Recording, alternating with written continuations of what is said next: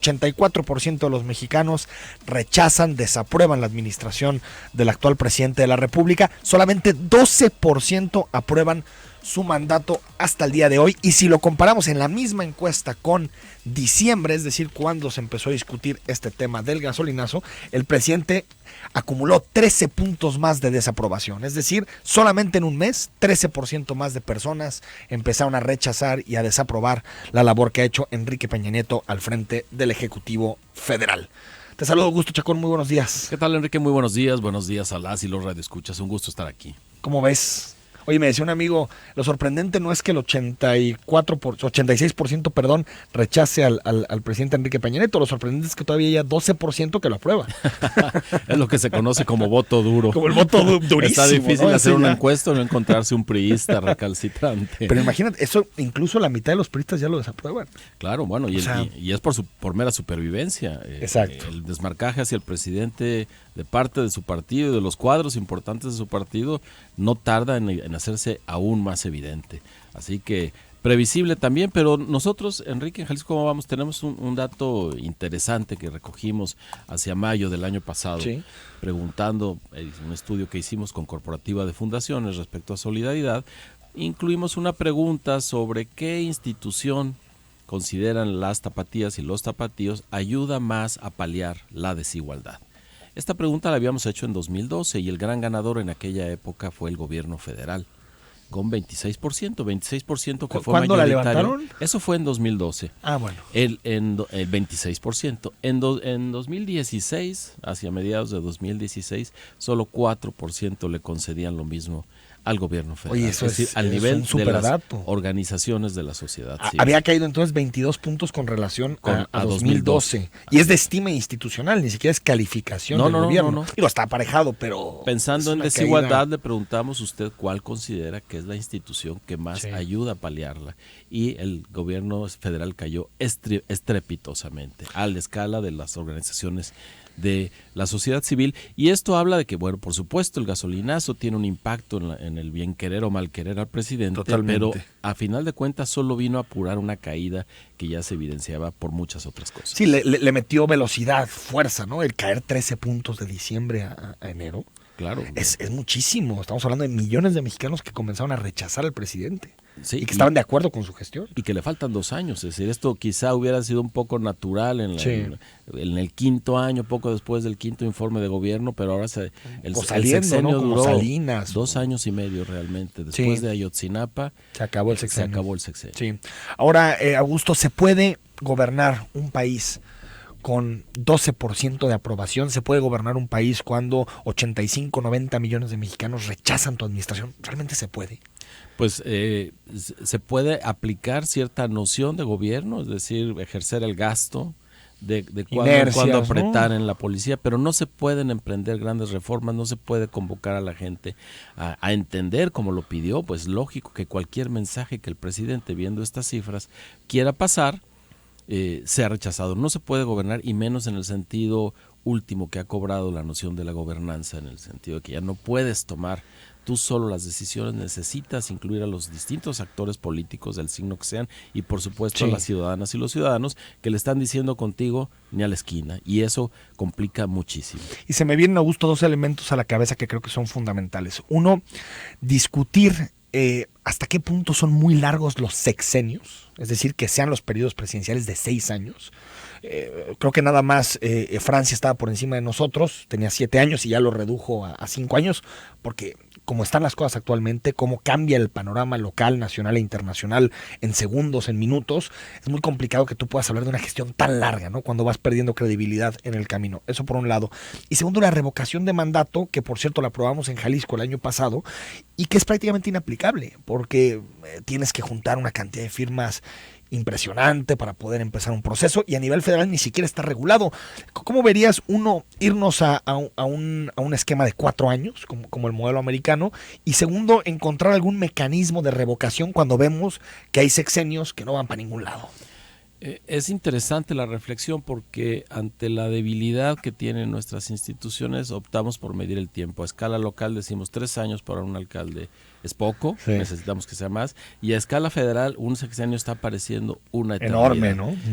A quien nos ha tocado vivir conscientemente más de 5, este ha sido el sexenio más largo, sí, ¿no? y hemos tenido otros con grandes crisis. Pero la revocación del mandato sin duda viene muy bien, y si ahorita se hiciera la votación tendríamos no me queda duda que el presidente tendría que salir. Tendríamos que montar al presidente de la República en un Ipiranga del siglo XXI y enviarlo fuera del país. Sí, pero el problema realmente, lo que se evidencia en esta malquerencia hacia el presidente es la carencia que tenemos de instituciones. Está bien, si le aplicáramos la revocación del mandato, las instituciones están muy endebles. Todavía dependen de las figuras personales, todavía hay una gran noción de caudillismo detrás de lo que sostiene la trama del sistema en México. De acuerdo. Así que quitas a un personaje muy visible y todo se desbalancea.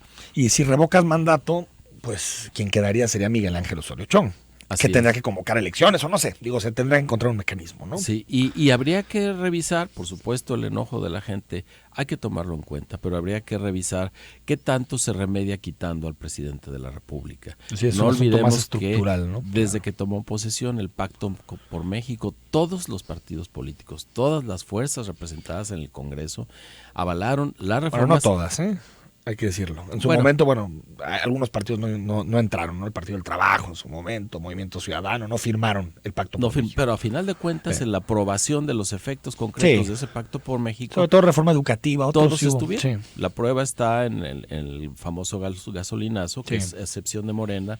Todos los demás partidos alzaron mansamente la ley de ingresos, de acuerdo. Así que este sexenio se cae por la intervención de todos, es decir, no solo son las decisiones del presidente. O sea, es un proyecto que se derrumba, un proyecto sistémico, ¿no? De todos los actores del sistema, digamos. Perfectamente dicho. El sistema es el que se está cayendo, y si siempre fue presidencialista, aunque a últimas fechas nos parecía que estábamos avanzando hacia algo más democrático, pues no, se cae el presidente de la República y se cae casi todo el sistema completo. Aún así, creo que el presidente tiene mucha responsabilidad, Augusto, porque el proyecto de las reformas es el proyecto del presidente, apoyado, como tú dices, por la oposición, y tiene mucha responsabilidad también en un sistema tan centrado en la figura presidencial como es el sistema mexicano. Yo sí creo, Augusto, que tendríamos que estar discutiendo cómo vamos a un sistema distinto de distribución y de toma de decisiones políticas. O sea, el debate histórico en la ciencia política entre presidencialismo y parlamentarismo. Claro. Yo creo que ahí el parlamentarismo es superior, porque de alguna forma el parlamentarismo, cuando ves que un gobierno se queda sin apoyo popular, pues cae automáticamente y se tienen que convocar elecciones.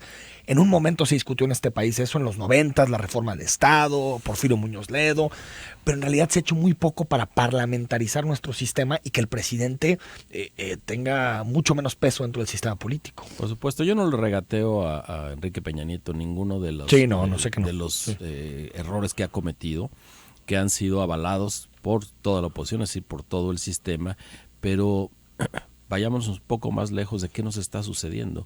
¿Hace cuánto un presidente de la República no va a la máxima tribuna popular a explicar al Congreso? Lo que sea, ¿no?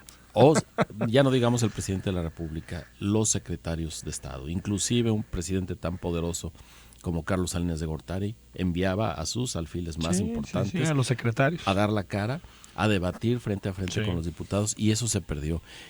Así, transitar a un sistema parlamentario, tenemos más de 20 años que perdimos la tradición. Que si de por sí estaba difuminada por el enorme peso que tenía el presidente de la República, luego de las reformas y de la alternancia no quedó absolutamente nada. El Congreso no quiere saber nada del presidente, no quiere debatir con el Ejecutivo, y ahora el Legislativo, la parte legislativa de su partido, quiere remediar la inacción, por ejemplo, frente a Donald Trump, con leyes, cuando el Ejecutivo es el que no funciona. Sí, ahora, es interesante porque tienen un concepto los americanos para definir a los presidentes que ya no pueden tomar decisiones, y le llaman pato cojo, porque se convierten prácticamente en administradores de la coyuntura, pero en realidad ya no toman ninguna decisión política. Y es interesante porque el presidente tiene mayoría absoluta en el Congreso. Es decir, es el único presidente, Enrique Peña Nieto, en la historia del país, democrática, después de que ha habido elecciones realmente libres, que tiene una mayoría absoluta para pasar lo que quiera pasar. La reforma que quiera la puede pasar el presidente Enrique Peña Nieto y sin embargo parece que las soluciones ya no están ahí. Es decir, ya las soluciones no es pasar una reforma, un acuerdo, sino que el descontento ya va mucho más allá. La medicina, el medicamento que tenía Peña Nieto de las reformas, ya ahorita parece una cosa muy del pasado, ¿no? Como eso no nos salva de la coyuntura actual. Exactamente. Y bueno, tiene que ver con este asunto de concebir al presidente como un legislador. Sí. Al final de cuentas, ¿qué es lo que queda en el abismo? Que no hay un proyecto. No hay. Que nunca hubo un proyecto. Y así aún la mayoría más dura, la más recalcitrante, se va a echar para atrás porque apoyar al personaje está visto, ahorita no sirve de nada, no le aporta votos a nadie, no le aporta a los representantes de los 300 distritos absolutamente nada. Así, lo que está en la vitrina es que necesitamos una muda radical. Y estoy de acuerdo que es estructural. El bajo crecimiento económico del país es estructural. El asunto de los empleos precarios, porque ahorita se presume mucho la generación de empleos, pero ¿qué tipo de empleos se crean en este país? Sin seguridad social, sin protección. El asunto de la seguridad también es estructural. Es decir, esto va más allá de Peña Nieto. Queda claro, pero creo que a los 3 presidentes de la alternancia, a los 3 presidentes de la transición, les han sobrado años en el poder. A Fox le sobraron 2, clarísimamente, que ya no hacía nada, se estaba despidiendo. Felipe Calderón pierde la elección intermedia y se queda prácticamente sin ningún tipo de iniciativa política más que echar la culpa de todo lo que sucede a los gobernadores. Y Enrique Peña Nieto parece que le ha sobrado, como tú dices, desde Ayotzinapa, desde el 26 de septiembre de 2014. Es decir, sí se me hace que más allá de que creo que lo que tú dices, Augusto, es real y se tiene que ir por ahí el asunto del cambio estructural. Sí creo que tenemos que debatir en serio si mantenemos a los presidentes 6 años. Me parece una enormidad de tiempo. Y sobre todo teniendo a Trump enfrente el próximo viernes, ¿no? De acuerdo. ¿Cómo te convoca un presidente con tan baja legitimidad? Imposible. Y la reflexión en la que debe caer la clase política y también los medios de comunicación. ¿Cómo se construye la legitimidad? Sí. Es decir, no basta ganar elecciones. Hemos jugado el jueguito cada 3 años en ese sentido y ya vimos que no basta, que se necesitan acciones de gobierno, que se necesita además un viejo llamado que es el servicio civil de carrera. No podemos cada 6 años cambiar a casi toda la burocracia que toma las decisiones para empezar de cero. Así, no es que les sobre el tiempo porque hagan mucho, les sobra el tiempo porque ya ni siquiera tienen la capacidad de aprender lo que deben de hacer en el muy corto plazo. Para cuando llegan 2 años o 3, siguen en las mismas sin establecer un proyecto, no digamos el presidente de la República, a escala de todas las secretarías. ¿Cuál es el gran proyecto del gabinete, de los distintos miembros del gabinete? No está visto. La Secretaría de Relaciones Exteriores, que vio venir al lobo desde hace año y medio, no hizo absolutamente nada. Ni siquiera a nivel económico se tomaron las medidas diciendo cuál es el plan B en caso de, y nunca sucedió. Ahora el miedo real ante el incremento del dólar ahí está y está incidiendo en la economía. ¿Cómo es posible que la economía, ahora dicen que somos la número 10, algunos especialistas, la economía 10 del mundo, nos preocupemos por 2 o 3 inversiones que de cualquier forma no eran permanentes? Quítate las inversiones por un tuit.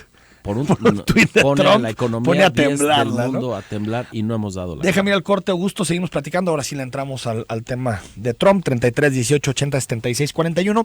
También en unos minutos más platicaremos con el senador Arturo Zamora, que tiene una propuesta para enfrentar esto de digamos, como de que se ahuyenten inversiones por la llegada de Donald Trump.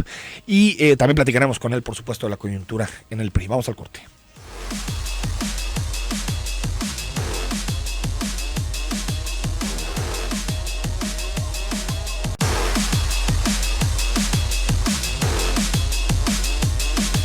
De la mañana con 22 minutos, estamos platicando con Augusto Chacón. Están llegando muchos mensajes con relación al tema de la encuesta de reforma que estábamos discutiendo, la crisis presidencial, y nos falta un elemento más de esa encuesta, Augusto, que me gustaría comentar contigo, y es el ascenso de Morena.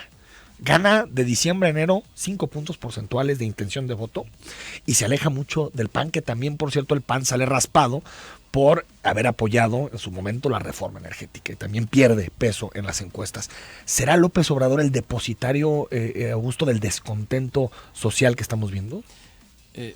Yo creo que más que el depositario es como el ganancioso natural. Claro, es decir, el vehículo. La balanza se inclina tanto de un lado que el otro extremo hace un balance. Además, las personas pues están dispuestas a pagar por ver, es decir, peor no podríamos estar, sí. Es la conclusión en la que cada vez llegan más, así que yo pago por ver esto nuevo, que es lo que sucede con Trump, es lo que sucedió con el Brexit. Me gusta eso de pago por ver y, sí. y total, ¿qué puede pasar? Sí, si antes me decían que era un peligro, que era un riesgo, que Andrés Manuel era peor que Hugo Chávez, Fidel Castro y Evo Morales juntos, pues ahora no parece tan peor después de lo que hemos vivido estos años, ¿no? Claro. Es tal vez el razonamiento, ¿no? Además, el votante promedio no hace ese enlace, es decir, es que Chávez fue así, claro. Es que Fidel fue así. Pero el miedo sí jugó un papel importante para que López Obrador no llegara, ¿no? A partir de 2006, por supuesto, y aquí mismo provocó una reacción indirecta con el triunfo de Emilio González Márquez. Bueno, y en ese año, en 2006, el PAN ganó en Jalisco todos los distritos.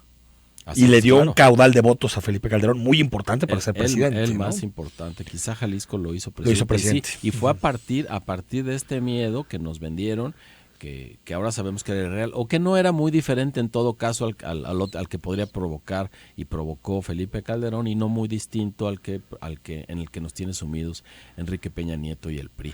Así que sí. Con esta idea del anti-establishment, o sea, de ir contra lo establecido, Andrés Manuel tiene una muy buena posibilidad de jugar fuerte. Ya sabemos que Andrés Manuel suele ser experto en tirar ventajas y suele ser experto en, si va adelante, dice, comete cualquier error con el objetivo de prácticamente el ponerse piedras en el camino, ¿no? Ahí están los dos grandes retos. Para él, mantener cierta consistencia, abrir un poco el espectro de su interlocución, sí. Mandar señales a sectores más amplios, y de parte de quienes analizan o analizamos la realidad, atender con mucha más seriedad lo que está proponiendo y ponerlo en la crítica profunda, y no solo desestimarlo por superficialidad. Yo también creo que hay espacio para un independiente fuerte. Creo que la crisis del sistema de partidos también está de alguna forma generando alguna grieta para que un independiente tenga posibilidad también de jalar algún voto de descontento, ¿no? Sí, y aquí esto nos permite entrar a ese otro espacio que se menciona poco, que no aparece en las encuestas, que son los poderes fácticos. Enrique Peña Nieto también eso ya lo perdió. Totalmente. Decir, ya la negativa de Coparmex a firmar su versión moderna de un pacto. Y no solo la negativa, la conferencia de prensa acusándolo de ser improvisado, me parece una ruptura ya clarísima. Ahí pierde el apoyo de los poderes fácticos, es decir, se queda a la escala del 12% que tiene a nivel popular. ¿Y qué tanto estos poderes fácticos estarían dispuestos a dejar que corriera el juego democrático electoral amplio y que un independiente o una independiente con libertad pudiera proponernos un proyecto de país que llegara a las mayorías? Ahí está ese juego. Por lo pronto, el anti-establishment, curiosamente o paradójicamente, juega todavía desde el establishment. Sí, desde el propio sistema, ¿no? Así claro, es. Porque también Trump es algo así. Si alguien es sistema, es Trump. Después, que él pueda ser vehículo del mensaje antisistema, claro, es otra cosa. Pero bueno, es un ultramillonario del sistema, ¿no? Y es lo que ellos llaman un outsider, es decir, alguien foráneo, es solo porque quitó una poca de la nata de la clase política, pero el resto del arreglo en Estados Unidos se mantiene. Sí se rompe un poco con él porque había un acuerdo histórico entre los tres sectores, el militar, los grandes corporativos y la clase política, que allá es profesional, que desde hace 200 años decidieron jugar con políticos profesionales que a eso se dedican. Eso es Hillary Clinton, o Billary, como les dicen a los dos Clinton. A los dos, ¿no? A la pareja. Y llega un outsider, es decir, uno del trío de corporativos que se hicieron ricos con el sistema, decide jugar en el espacio político. A ver si no nos pasa con Slim algo parecido, ¿eh? Bueno, pues me llamaban de un medio para preguntarme mi opinión sobre ese tema. Hijo, tampoco son pocos los mexicanos y las mexicanas que de repente voltean a ver diciendo, bueno, pues si se hizo tan rico, pero como si alguien, se hizo. Pues sí, se hizo tan rico porque el Estado le regaló una concesión tremenda a un precio de risa. O sea, es un rico del Estado, ¿no? Y definitivamente no es lo mismo hacer crecer una empresa que gobernar un país. Totalmente. Ahora, Augusto, en el tema de Trump, ¿cómo te imaginas el viernes? Protesta el cargo Donald Trump. ¿Cómo te imaginas? ¿Ves un escenario de inestabilidad el viernes? Y si crees que en México se ha tomado alguna medida para evitar el impacto del fenómeno Trump. No se ha tomado ninguna medida, y lo más desquiciante es que no se puso como un escenario serio en el gobierno. A partir de julio del año pasado debió haberse puesto como un escenario serio, es decir, ¿qué sucede si? y había antecedentes suficientes para conocer lo que podría llegar a ser esto. Me parece que esta nula reacción del gobierno o muy timorata reacción del gobierno federal ha provocado que un simple tuit nos ponga en un predicamento. Ahora, Donald Trump jugó la extraordinaria libertad que te da estar en campaña y el espacio de gran poder y visibilidad que te da la condición de presidente electo. Totalmente. A partir del viernes lo que va a suceder es que los otros poderes se suben a su juego. Claro. El Congreso y los grandes corporativos con los que nos ha metido. Y los se ha metido con intereses, automotrices, sí, pero los grandes corporativos que tienen Estados Unidos, sí, las industrias militares, cierta industria de la computación, por supuesto una industria que fabrica tenis y que tiene un impacto grandísimo, con eso no se ha metido y ellos son los que de manera formal empiezan a jugar y esos otros poderosos que se están limando las uñas en las antesalas del Ejecutivo y del Legislativo en Estados Unidos, que son los lobistas, que tienen una cartera de poder muy importante y con los que él tendrá que abrirse paso si quiere que sus propuestas de impuestos, de aranceles, de cerrar fronteras. Empieza el juego de poder, el juego político. Ahorita es un espectáculo para uno, es un monólogo. Así como es. Presidente electo. Es un monólogo, la extrema visibilidad le da un poder que no va a tener como presidente y creo que eso se va a disminuir un poco. De cualquier forma, nos hará falta y nos va a estar haciendo falta que el gobierno mexicano tenga una voz muy fuerte. Oímos esta semana las declaraciones de François Hollande y de Angela Merkel defendiendo a Europa con muchísima altura comercial y con muchísima dignidad, y preocupa un poco que nosotros en México nos quedemos satisfechos por lo que allá estamos prendiendo una velita a ver si no tuitea, ¿no? Y que nos convirtamos en un espacio de debate entre las grandes potencias y nosotros no tengamos para levantar el principal afectado mano. Aparte, ¿no? De golpe. Exactamente. Y bueno, ya casi nos vamos al corte de Augusto, pero yo hubiera esperado algún plan de fortalecimiento del mercado interno. No a un año, tal vez a 10, 15. Yo sé que no es un tema fácil cambiar un barco de la noche a la mañana. También algún proyecto de diversificación comercial para el futuro. Sí había posibilidad de tener una narrativa. Y creo que el presidente, su gabinete renunciaron a tener esa narrativa.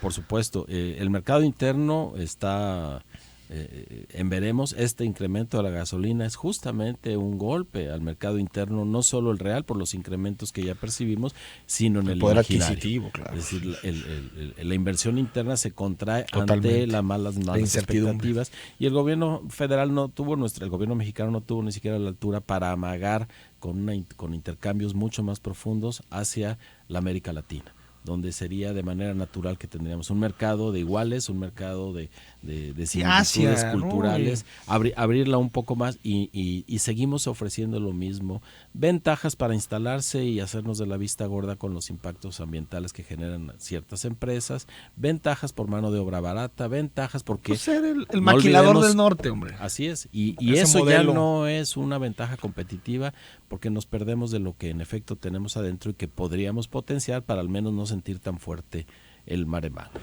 Augusto Chacón, gracias, como todos los miércoles. Es un privilegio, muchas estar gracias. Aquí. Buenos días a todas, a todos. Volvemos del corte para platicar con el senador Arturo Zamora del tema Trump, de los temas del PRI, también de la iniciativa, donde piden castigar la omisión en los pactos comerciales. Regresamos.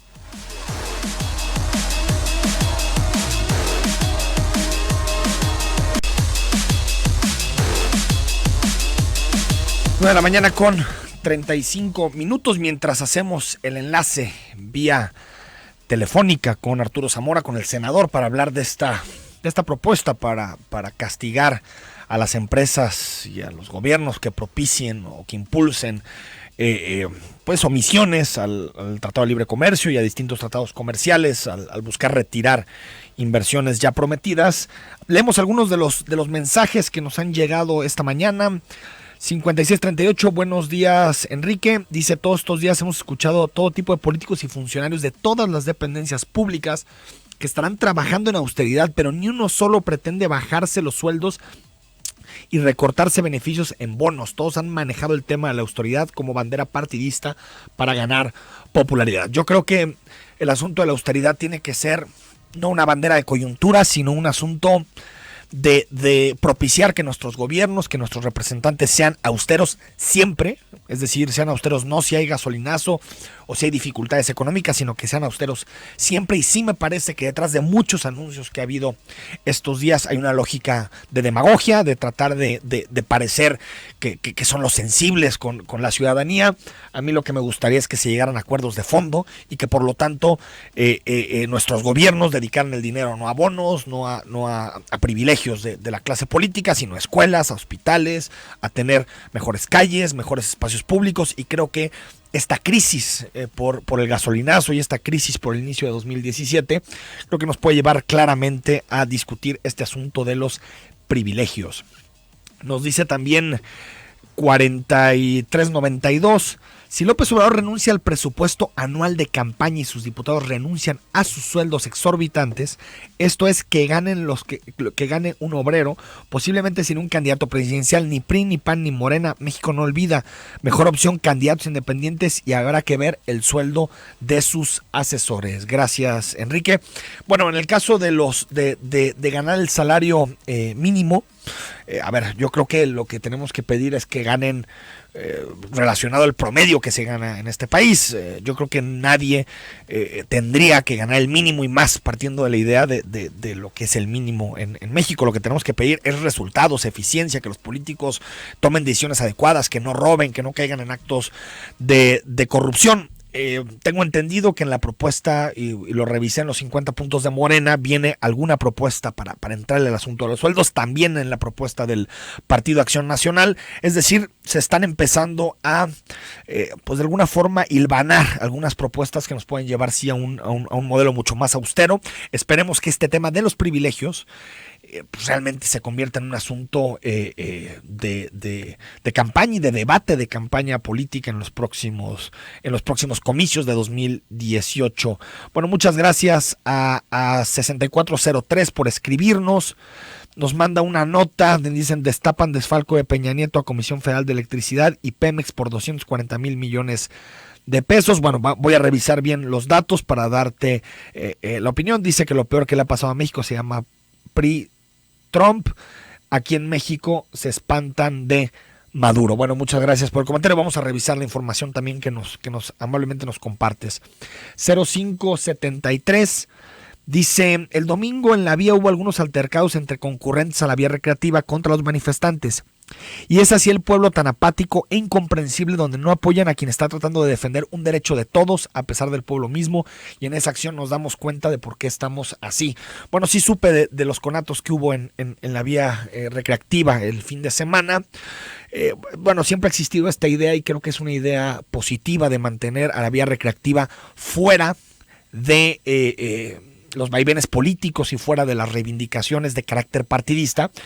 Y yo ahí haré una diferenciación. Qué bueno que la vía recreativa no tenga nunca publicidad de partidos políticos y no tenga nunca manifestaciones de partidos políticos, pero eso es una parte. La otra es que la vía recreativa como espacio ciudadano también debe servir para que haya reivindicaciones que vengan de la ciudadanía, no de los partidos políticos, no de algún líder político, sino que la ciudadanía sí encuentra cauces comunes, si se logra unir para defender algunos temas. Yo no veo por qué tendría que quedar ese espacio totalmente ausente de manifestaciones políticas. Creo que es un derecho, la libertad de expresión, mientras la vía recreativa no sea tomada por intereses partidistas, que creo que ahí sí nos quitaría mucho de lo que hemos avanzado en ese tema de tratar de tener a la vía recreativa como un espacio en donde no haya contenido partidista. 9058, buenos días. Ayer dijo que el tema sería la tarifa. Ayer dijo que el tema sería el de la tarifa de transporte público. Bueno, gracias a 9058 que nos menciona esto. Ayer platicamos que íbamos a discutir con Mario Córdoba, director del Instituto de Movilidad, sobre este tema. Sin embargo, al final Mario Córdoba tuvo una reunión con el gobernador a esta misma hora y por lo tanto no pudo estar con nosotros. Lo vamos a reprogramar para los próximos días. Muchas gracias por seguirnos. Claudia Villa, muy buen día, muy buen programa. Yo tengo una teoría. Es tan ridícula la actuación del gobierno que es ilógica. Yo creo que las personas que apoyaron a Peña lo que quieren hacer es correr a sangrar a las calles, pero vender el país completo a buen precio. Bueno, muchas gracias por el mensaje. Ahora sí saludamos al senador del Partido Revolucionario Institucional, Arturo Zamora. Arturo, muy buenos días. Buenos días, Enrique, con el gusto de saludarte. Oye, Arturo, platícanos de esta iniciativa que comenzarán a debatir en el Senado para, pues de alguna forma, multar o sancionar a las empresas que vulneren los acuerdos que tiene firmado México en materia de libre comercio. Efectivamente, se trata de una ley de protección al comercio y a la inversión que hay en México. Se trata de una iniciativa disuasiva, así la denominamos, frente a la tormenta que puede venir del norte a partir del 20 de este mes de enero, que toma posesión Donald Trump de la presidencia de los Estados Unidos.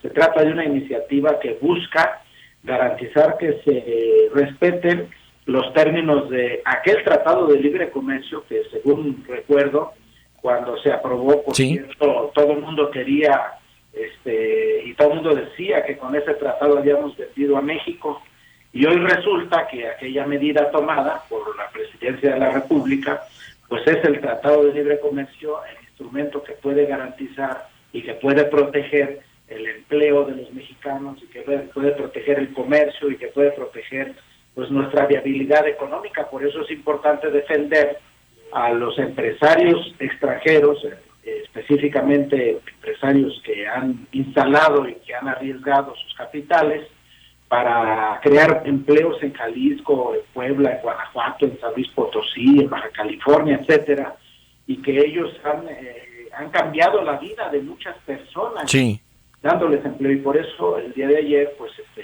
lejos de estar en una postura donde nos achiquemos, o una postura donde nos escondamos, o una postura donde seamos agresivos, pues más vale acudir a los esquemas de la ley para que quede claro que tenemos normas nacionales, tenemos normas que están en los tratados, pero también tenemos normas supranacionales de la Organización Mundial del Comercio que pueden ser aplicadas.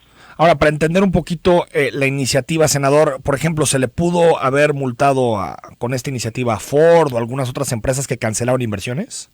Sí, efectivamente, la iniciativa propone sanciones económicas. Sabemos que el tema del comercio, gran parte de la falta de acuerdos tiene que haber consecuencias, y este tipo de consecuencias van en el sentido económico. Definitivamente es en ese sentido, pero lo que queremos fundamentalmente es seguir buscando el arraigo de las empresas que están asentadas en México, porque es bien importante mantener la planta productiva, es muy importante pues los ingresos de todas estas familias, y es lo que tenemos que seguir defendiendo.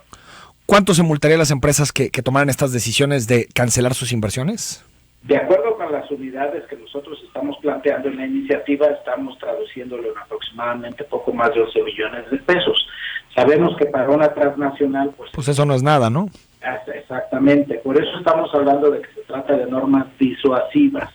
Pero el emprender este tipo de medidas y el emprender este tipo de caminos nos tiene que llevar a que también lancemos el mensaje de que como mexicanos debemos proteger los tratados que ya están firmados y los acuerdos comerciales, incluso apelando a normas supranacionales que yo ya estoy trabajando en eso, ya lo estoy estudiando, porque en un momento dado tenemos que acudir, pues ahora sí que al arbitraje internacional frente a las amenazas de Donald Trump.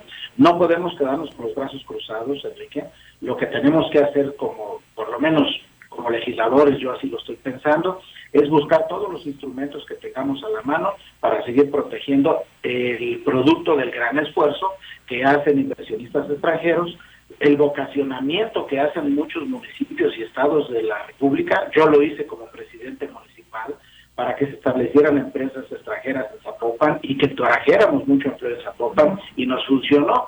Y entonces muchas veces como gobierno haces calles, haces caminos, haces carreteras, haces centros industriales, y de repente esos lugares son abandonados. Entonces sí tenemos que pensar que no podemos permitir que la política de Twitter o la diplomacia del Twitter cierre empresas tan fácil. Entonces no podemos quedarnos con los brazos cruzados, y es algo de lo que tenemos que pensar todos nosotros como mexicanos.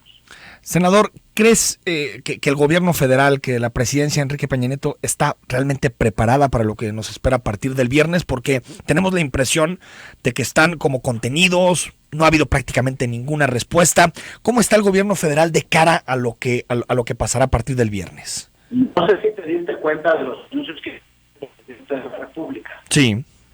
No sé si tienes más o menos o un poco el análisis de lo que representa. Estas son medidas muy importantes. El gobierno federal nunca había tomado en la historia tributaria del país medidas que tengan a fortalecer a los empresarios mexicanos, y tampoco se había tomado la medida de la repatriación de capitales. Para que pudieras traer $1 de Estados Unidos a México tendrías que pagar 30% de impuestos, y hoy para traerte $1 pagas el 8%. Esto es un gran ofrecimiento para fortalecer las finanzas mexicanas. No sé si te das cuenta que también el presidente Peña Nieto se reunió con todos los embajadores y cónsules del país, y también ahí emitió un mensaje muy importante.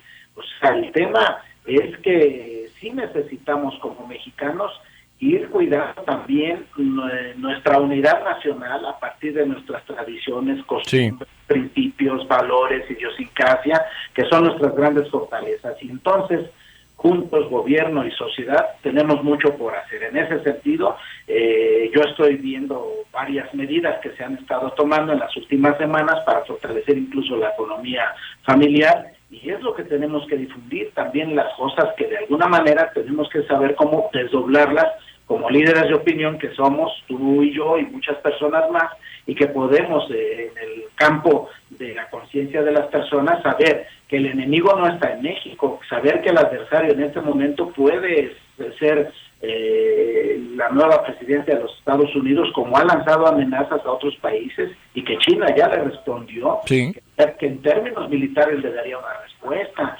Entonces sí tenemos que pensar que estamos en un mundo globalizado, bien comunicado, muy informado, y en ese sentido tenemos que estar como mexicanos pues sumándonos a cualquier esfuerzo que cada uno tengamos que hacer en el rol que nos corresponda. A mí me corresponde como legislador hacer esta función. Voy a seguir explorando medidas para proteger el empleo, medidas para proteger y cuidar los derechos de los mexicanos que viven en Estados Unidos, y eso es lo que tengo que hacer. Y yo hago mi parte, y creo que todos tenemos que hacer una parte. ¿Pero no te parece, senador, medidas insuficientes? Se puede también hablar de diversificación, fortalecer el mercado interno, un nuevo proyecto económico que dependa menos de Estados Unidos, y de eso no hemos escuchado prácticamente ni una palabra.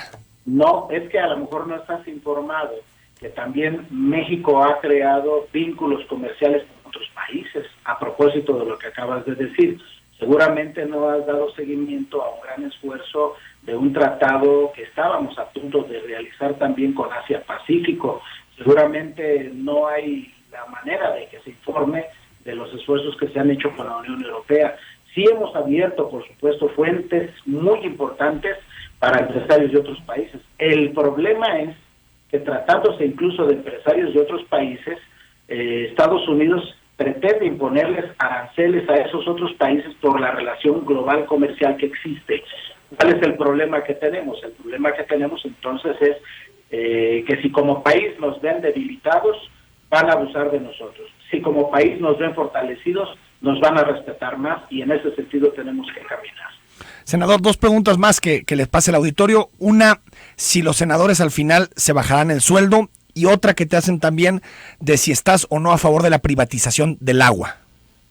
No, el tema del agua no se puede privatizar. El tema del agua es un bien universal, es un bien público, es un bien de todos, es un bien genérico, y por supuesto que es un asunto que debemos cuidar muy bien, es un valor de la humanidad.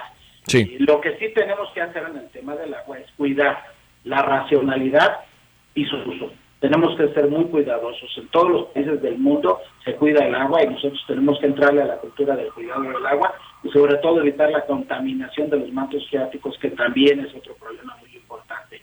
En el tema, por supuesto, de los sueldos, encantado de la vida. Yo encantado de la vida. Si sirve de algo la disminución de mi sueldo, lo hago encantado de la vida, sin ningún problema. pero también hay que cuidarnos de las declaraciones populistas, ¿eh? Hay que cuidar mucho este tema. Este es un tema bien importante. Hay que cuidar de gentes que aprovechan estos momentos para quedar bien con el público solamente. Si de algo sirve, encantado de la vida. De hecho, es una de las propuestas que estamos haciendo en el Senado de la República, reducir prácticamente en un 20% los gastos de todo lo que tenemos en el Senado de la República, eliminar el tema de uso de gasolina, eliminar el tema de viajes. Yo quiero decirle a tu auditorio que, por ejemplo, tengo 7 años como legislador y en 7 años prácticamente he hecho un solo viaje al extranjero. Entonces, en ese sentido, yo no represento una carga adicional por mi desempeño como legislador para el erario público. Senador, aunque no estemos informados, gracias por recibirnos la llamada. Gracias, buen día. Ahí está, la entrevista con Arturo Zamora. Faltan muchos temas más que no salieron. Vamos al corte y tenemos algunos minutos para leer. Hay muchos mensajes con relación a este tema.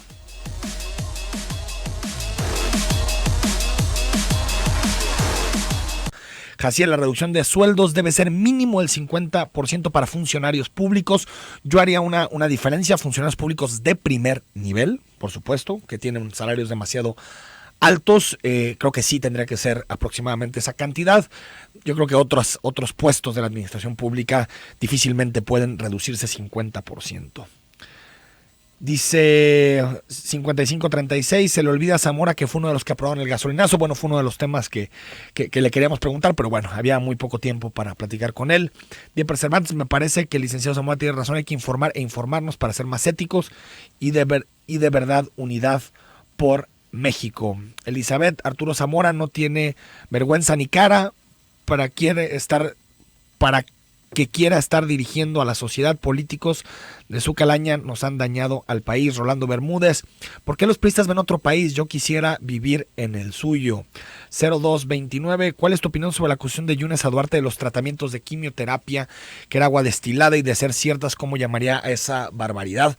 Yo la verdad es que lo llamaría pues casi como crimen de lesa humanidad. El hecho ya de jugar con algo como eso, es decir, con quimioterapias que eran ficticias, bueno, pues nos habla del nivel, de la barbaridad, de la, pues prácticamente el canibalismo a que ha llegado una parte de nuestra clase política, que incluso hacen negocios con algo tan delicado como la atención de quimioterapia para los niños. Yo creo que es algo que nos va a marcar, y espero que este delito, que este crimen, pues no quede sin castigo. 6293, la propuesta del senador parece quien la paga y no propuesta de desarrollo empresarial. En el decreto se publica hoy en el Diario Oficial de la Federación, solo habla de deducción inmediata de activos fijos. Es totalmente insuficiente. Gracias. 9876, ¿será que quieren hacer con México lo que hicieron en su momento con Cuba los Estados Unidos? Dice Claudia Villa, con el que hablas está ciego, no ve que las medidas de fondo no se están haciendo. El enemigo sí está en México y se llama gobierno federal. Ya no queremos que tomen medidas, solo que dejen de robar. Solo quieren vernos la cara. Gracias. 9940, algo que quizá el senador no está informado es que el Tratado de Asia-Pacífico está por caerse. Yo no diría que está por caerse, está totalmente caído con la llegada de Donald Trump. 0242, pero por supuesto que el enemigo está en el país, no son los extranjeros los enemigos, sino que un traidor regala al país de afuera en vez de ayudar a su pueblo. Mateo Solo le recuerda a Arturo Zamora que con el Tratado de Libre Comercio las muchas empresas nacionales murieron simplemente porque aquí los costos de producción son más caros que los asiáticos. Solo le doy un ejemplo emblemático. Aquí en Jalisco, Calzado Canadá no pudo competir con el calzado chino y terminó muriendo. Se le apostó todo al capital golondrino y hoy nos damos cuenta todo lo que puede costar cuando el principal atractivo que se ofrece de ese país para invertir es mano de obra barata. Te la matan con solo subir aranceles, porque obvio el empleo que tú traes se lo quitas a otro, que por cierto al que más le vendes mal cálculo. Bueno, nos dice 8735, pregúntale por favor por el deterioro de las instituciones en el caso del IMSS, se lo preguntaremos en otra ocasión con mucho gusto. 6869, buenos días, soy José Fernández, ¿por qué no proponen poner filtros a candidatos de elección popular? También ya no es posible que una figura pública logre tener un puesto gubernamental en el cual no aportan nada y que carecen de conocimientos. Y por cierto, ayer le preguntaban también al senador Javier Lozano del Partido de Acción Nacional, precisamente sobre el tema de reducirse los sueldos, y lo que él decía era que pues no, que no se iba a reducir el sueldo, porque ¿qué sigue después de reducirse el sueldo? ¿Ponerse a robar? Entonces, bueno, nos habla de cómo la clase política está recibiendo este momento de indignación y están mostrando muchos de ellos su cara más cínica. Nos dice también, Bernardo, a mí no me parece que tomando el mismo criterio de disuasión de Trump se generan buenos acuerdos. La forma de hacer política no es amenazando, sino estableciendo acuerdos. Gracias. 0214, buenos días, no nos hagamos patos. Todos los partidos votaron por las reformas sabiendo que eran nefastas, pero esto resultaría la caída del PRI de la popularidad, importándoles poco las consecuencias del pueblo. Solo piensan en su bienestar. Pregúntale a Zamora que por qué hace oportunismo político si según él está en contra. 1256, deberíamos de votar para que les rebajen el sueldo al 50% a los servidores públicos. Bueno, hasta aquí llegamos en Cara a Cara. Quedaron muchos mensajes, una disculpa por no poderlos leer todos. Mañana a las 9 de la mañana platicamos con Héctor Pérez Partida, titular de la CEPAF, sobre toda la situación económica que vive Jalisco de cara a este 2017. Soy Enrique Tucen y hasta mañana a las 9.